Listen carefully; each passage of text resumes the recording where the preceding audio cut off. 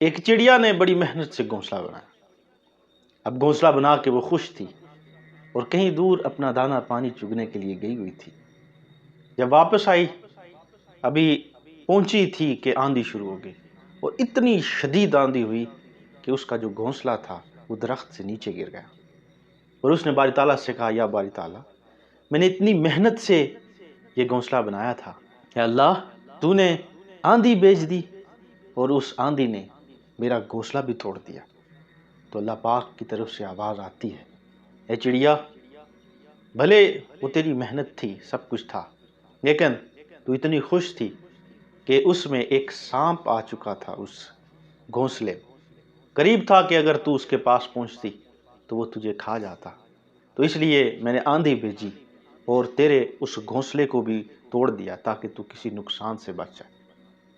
ذات جی وقار، اگر ہم بھی اپنے معاملات زندگی میں دیکھیں تو ہم بہت سی ایسی خواہشیں کرتے ہیں جو پوری نہیں ہوتی ہیں، پھر وہ جب پوری نہیں ہوتی ہیں تو ہم دل ہی دل میں مایوسی رکھتے ہیں، ندامت رکھتے ہیں۔ تو مایوسی کفر ہے، مایوسی نہیں کرنی چاہیے۔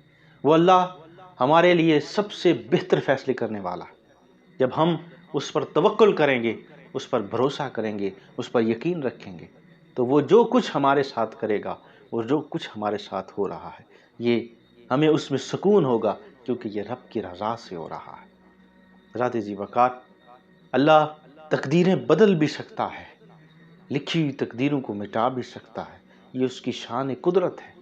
یہ تقدیر اسی نے لکھی ہے اور وہی اس تقدیر کو چلانے والا ہے۔ ذات جی وقار، ہمیں صرف توکل کا حکم آیا ہے، ہمیں اس کی ذات پر بھروسہ کرنا ہے، ہمیں اس کی ذات پر توکل کرنا ہے۔ ایک صحابی نے عرض کی، یا رسول اللہ صلی اللہ علیہ وآلہ وسلم، اونٹ باندھ کر توکل کروں یا اونٹ کھول کر توکل کروں؟ تو میرے آقا صلی اللہ علیہ وآلہ وسلم نے ارشاد فرمایا کہ اونٹ باندھ کر توکل کرو۔ ذات جی وقار، وہ مالک ہے، وہ خالق ہے، وہ رازق ہے، وہی ہمارا سب کچھ ہے۔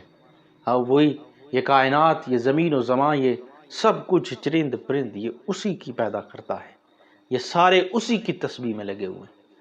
اللہ پاک ہمیں دین متین کی صحیح سمجھ عطا فرمائے۔